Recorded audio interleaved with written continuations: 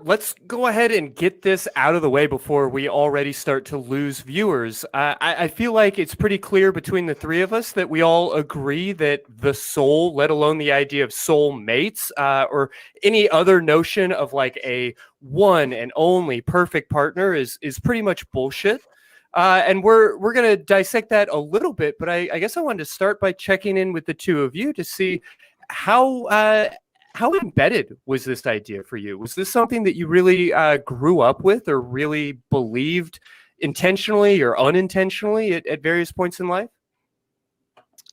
For me, I don't think I was fed soulmate by like the culture that I grew up in terms of like religion. I think within Christianity, we knew that soulmate was ridiculous. It was more God's chosen person for you. So it was the same thing, but described differently. They kind of appropriated that way. But culture definitely was telling me there was such thing as a soulmate, and such that like I didn't even date in high school because I was just expecting Jesus to kind of like hook me up with my God ordained partner. But I ended up marrying someone that I divorced 5 years later. And at that point I was like, oh, okay, so I was wrong and I thought that I was right. And so that really started my serious unwinding of the idea of a perfect partner, or even of assuming that there would be a lifelong relationship. Really, that is uncomfortably close to my story. I resonate with so much of that, Marie. Rudy, what was your experience, particularly in the JW community? Yeah, funny enough, Jehovah's Witnesses are very anti God has a plan for you and your life specifically, and it's all laid out already. I mean, they believe that he's gonna make things happen the way, he wants it to happen, however that ends up being, but they don't think of it as a plan. So soulmates were never really a thing that I was brought up with the concept of. In fact, I was kind of brought up with the opposite. I had the idea that I could marry literally any Jehovah's Witness man and make that relationship work, as long as we were both very spiritual people and that we were both focused on, Jehovah, on our ministry, all of that stuff. I was convinced of pretty much the opposite. Still pretty detrimental belief, though. Yeah, well, we're going to definitely get into it a little bit, but I'll be very curious to learn, I don't know, what the consequences of the other side of that coin are, and what that really looks like. For now, I've seen The Good Place, I've seen What Dreams May Come, and all of these different movies that kind of explore this idea, but soulmates isn't explicitly in the Bible. Marie, you already kind of pointed out how you can get there and then maybe take the ideas of like predestination and God's perfect will for your life and all of this, and I guess eventually get to like a Hallmark version. But I guess I'm curious where the notion of soulmates even comes from for y'all, or where you imagine that seeped into our culture. Well, can I just like pull a hypothesis out of my ass that I literally just thought of 20 seconds ago? Please That's my do. favorite kind. Yes. Yeah. All right. All right, buckle in. So here's my thought. What I'm exploring personally is the idea of, and I know these words are going to sound all wooey and shit, but it's Jungian psychology, the idea of having a shadow. And another way to put that is just like these hurt parts of ourselves in childhood that we never really got addressed. And I think the hypothesis that I'm developing is that we project this hurt, shadowed part of ourselves onto other people.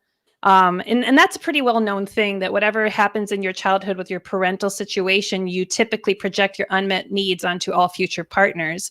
And so I think that soulmates is our messy human way of trying to heal that shadowed, hurt part of ourselves.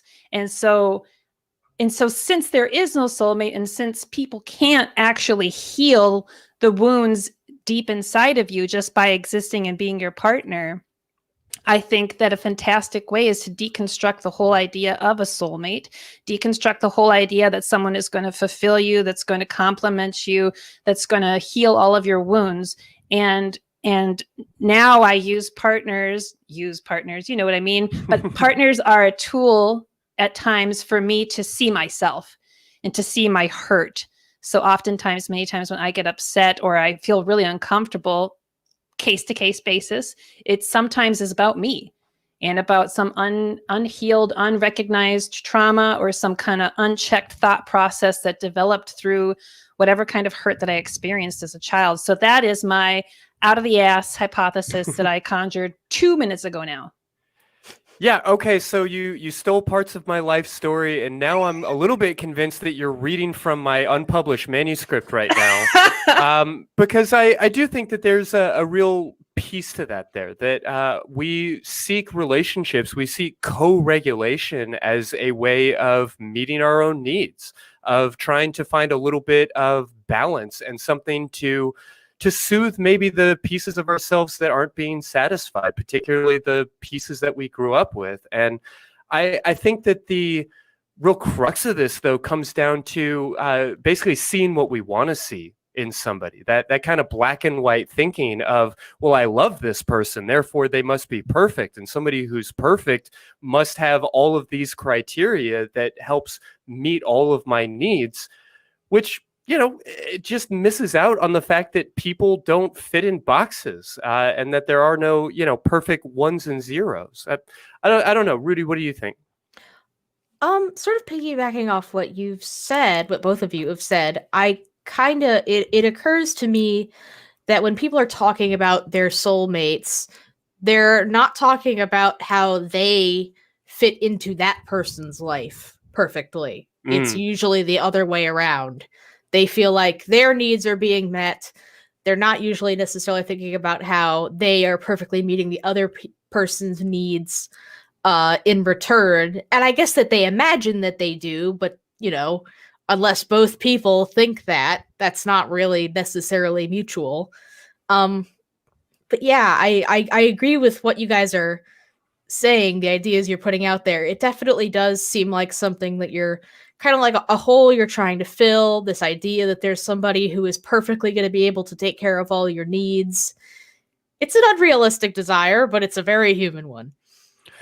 Yeah, you know, even if we as atheists and skeptics are able to dismiss this sort of like magical idea of the soul and this like soul bond connection and all of that, I feel like the idea of a perfect partner or a, you know, perfectly shaped puzzle piece or just the right, you know, Tetris piece that's going to come in and make everything complete is still really persistent. And I think in some ways unexamined, and our culture writ large, including the atheist community. I mean, do you guys see this showing up either in your own relationships or just in the conversations that you have with others?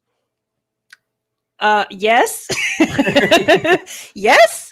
Like I've had several partners over the years, and it's really illuminated to me a very subliminal, subconscious narrative inside of me of the idea of a perfect partner, even though intellectually I've let go of that, but inside of me I still act that out when I get a new partner and I'm with them and I'm like projecting all the good onto them, all of the bad onto them, and when the bad happens, then I'm like, oh, this is a trash relationship. When the good happens, I'm like, this is the perfect relationship.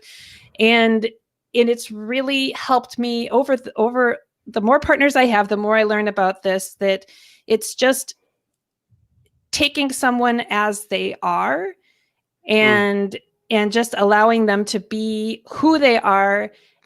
And I think the biggest change that I've made in approaching relationships over the years is to approach it with curiosity.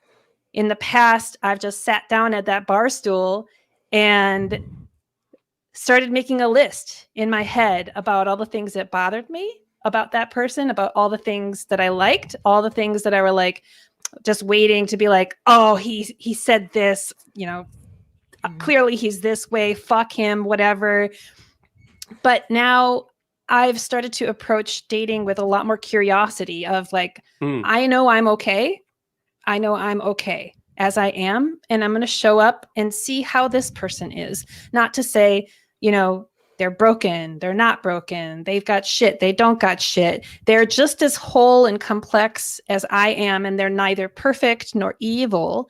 And then, I mean, I'm getting ahead of us, but like, then the task is to let the relationship unfold as it is, without any destination in mind. And then just allowing yourself to decide whether you like how it's unfolding.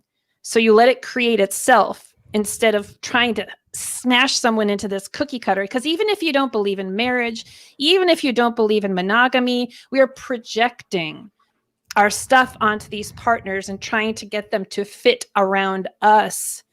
And when we can release that, you can enter into relationships that you didn't think you might be in before, that really challenge how you see yourself, because relationships are a fantastic way for you to really see who you are, because you have to juxtapose yourself against who they are. And you either blame them and break up with them, and or you can wonder, you know, if this has something to teach you about who you are and how you navigate the world and you see the world. Yeah, I don't think you're too far ahead of us at all. I think you're right on track. I feel like if I could pull just one thing out of all of my experiences of doing like relationship counseling, or particularly like dating coaching with former evangelicals and folks in the atheist community, it is the remarkable prevalence, not just of purity culture and a lot of these religious ideals, but of this sort of I kissed dating goodbye courtship type of mentality, something that really emphasizes the idea that you go on a date the same way you go on like a job interview, and you're like checking down boxes and making sure that somebody passes muster. And it's not a bad idea to ask yourself the question, do I want to go on a second date with this person? But I feel like we go through all of these check forms over the course of like the first 3 months of dating. And once somebody gets across those hurdles, whether we mean to or not, there's this switch that kind of goes off in our head that goes, okay, I'm going to move this person from like gray and undecided to white. They're in the good side. And our black and white thinking, our kind of like soulmate ideal, is because this like test is being passed rather than something a little bit more organic, something that is a gradual progression of a relationship in a number of different directions. It instead becomes, are we able to get past a certain finish line or hit certain milestones on the relationship escalator? Does that resonate for the two of y'all? Yeah, I mean, I remember having a lot of those kind of thoughts when I first started dating my now fiance. Basically, we had an amazing first date, and from then on, I was just like, "Yep, this is it. This is this. I don't know if I need anything else." I'd been in a polyamorous relationship before dating him, and pretty much as soon as we started dating, I was like, I never need to have a polyamorous relationship again, because this person fills literally all of my needs. And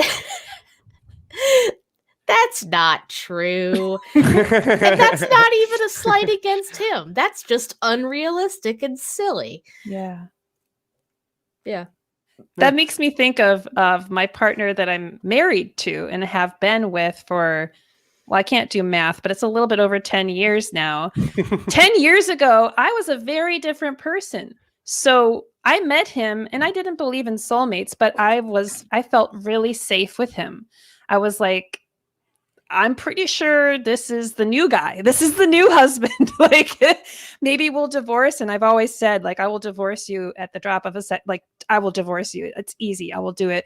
But he was someone incredibly important and special for me 11 years ago and has been over the years. But our connection and the way that we are important to each other has changed over time. And so if I said to myself, oh, he's this perfect match for me back in 2010, and now I'm sitting here saying he's still a really good match for me, but for different reasons. Mm-hmm. And so he and I now, it's almost a daily choice that we're going to continue to be in this relationship, not because we've told ourselves after 3 months of dating that this is it for me, but it's after 11 years, we're asking ourselves, do we like how this relationship is today? Because if we were soulmates 11 years ago, does that mean we're still soulmates now? I changed a lot. He's changed a lot. So do soulmates morph and shift? And if they do, they're not really soulmates, right? And so it's really just a matter of presence and engagement in your relationship, and noticing how the relationship shifts and the connection shifts, and what you have in common can change, and expecting that, allowing that, reassessing as time goes on, instead of just committing to something and then that's it. And so when things do change, you might freak out a little bit if you think that that's how it's supposed to be for the rest of your life, and you don't give yourself a chance to try something different, to reevaluate it, to ask yourself, is this still a good fit? Absolutely. Yeah.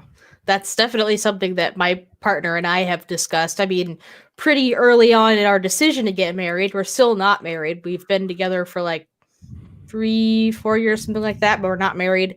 And we both were like, yeah, I mean, we're going to get married, but like, if things don't work out, we could just get a divorce. Like, we've both agreed well ahead of time, long before we've even gotten married, that staying married is not, getting married doesn't mean the end all be all of the evolution of our relationship. Like, that's not like, it's not just, and they lived happily ever after. Like, there's stuff after the getting married part, which is something that we've both acknowledged, because we've already, as you said, grown and changed a lot during the course of our relationship. Why would anybody think that growing and changing would just stop at a certain point in that relationship and it would just be the same forever? Like, that doesn't even make sense. Well, I appreciate these ideas of opting in, of choosing every day that this is a relationship that you want to be in, and making space for it to grow and reassessing and everything else. But I feel like it brings up a pretty natural question. So before I let Rudy jump onto the phones with us, I guess I have to ask, if our partners are neither like ones or zeros, and we no longer see this as like a locked in, done deal, and something that we have to be responsible to check in and make a decision on a daily basis, how do we make a rational determination about whether or not this is a relationship we want to stay in? I know that's an unanswerable question in a lot of ways, but I have an answer. Oh, okay, well, I mean, I guess I should have expected. I guess that's totally fair. But I know that that's a question that I mull over a lot. Is like, marriage for me was permission to no longer have to like meet that existential obligation of checking in and deciding to opt in. And, I regret those ideas, and I've come to something a little bit more sophisticated, but I still wonder, if you want to be here, but there is no eternal vow, there is no perfect connection, how do you make that determination? Well, first you need to let go of the fear. I just want to admit that us letting go of the idea of soulmates, or even this unspeakable word that maybe secular people hold on to subliminally, letting go of that is scary. Because we have been trained to believe in this life partner, soulmate, let's hope that we can die together kind of thing. And if we're talking about letting that go, that's scary. And I just want to admit that. And that's something that I've had to face as my relationships have evolved and my life has evolved. I've had to look that in the face and say that I can't expect anyone to be glued to me forever. That is just not how life works. And so almost for me, it was an existential step to accept chaos, even in relationships, even in profound love, that people change, relationships end, people die, people break up, people divorce. And to go into relationships knowing that it's just absurd that we're alive in the first place and allowing the chaos to just be, and allowing every moment that you have with love for yourself in the moment and love for anyone else in the moment is enough.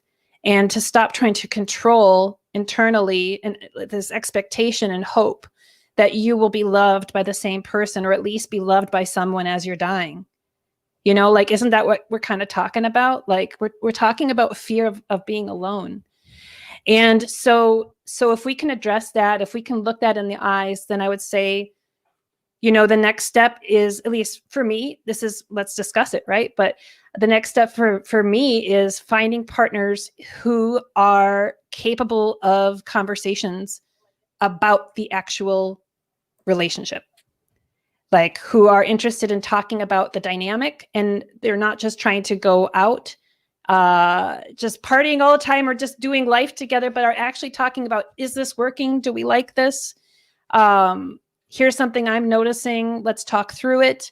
Those are the partners that I look for. And even those partners have broken up with me, because life is chaos and people are people and they have unique needs. And so you take risks. You do take risks connecting with people and not expecting them to stick around and not demanding that they go on the escalator relationship with you. So I just look for people who are honest and who I know that when and if they break up with me, they will do it with love and compassion and transparency. And that helps for me. Mm-hmm. Yeah, I really appreciate those ideas around sort of embracing impermanence and radical acceptance. And I think a important or necessary element there is the trust in yourself and the people around you, that whatever happens in this relationship, even if it is going to end, being able to trust that you'll be able to endure that you're capable of surviving, takes a lot of pressure off of the relationship to be perfect right now, because you don't necessarily see every flaw as a, potential disaster, as, proof that the thing is going to eventually destroy you. Yeah. And just because a relationship ends doesn't mean it wasn't worth it.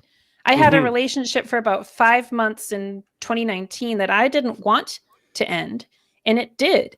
And I am so grateful for that time that I had. I'm not upset just that it ended, in the fact that it ended, it made it a failure, or made any of the good moments that we had together, or any of the things that I learned about myself somehow trash. Like, I still carry that with me. It was 5 months of a very intimate relationship that was a gift to me and my growth and my path, and I carry it with me. Why would I want to discard that? Like, why would I not want that in favor of seeking out this soulmate stuff? You know what I mean? Yeah, that's a beautiful idea. I just want to echo before I turn it over to Rudy for anything last to add, and before jumping on the phones. I really just want to repeat what you said about the fact that a relationship ending doesn't mean that it was a failure. Like I mentioned the checklist, and sort of this idea of seeing dating as a filtering process, like a way of seeing, like, is somebody worth it? As opposed to moving to a place where you're able to enjoy it for what it is, rather than seeing it as the one, or somebody who's going to be with you for your whole life. A relationship doesn't last until both people die in order to be a success. Yeah, I definitely agree with all of that, all of those sentiments. I feel like I'm spending a lot of this show just being like, yeah, you guys are right. But no, really, I mean, when I think back on past relationships, of course, my mentality at the time was always like, is this going to work out? Is this going to work out? But then looking back, it's like, yeah, but they were nice. Like, was it bad? Like, just because it's ended. And I think that the real tragedy, like a failed relationship, is a relationship where you're staying in it and you both hate it. That sounds like a failure to me. Yeah, Yes. 100% on that, for sure. Yeah.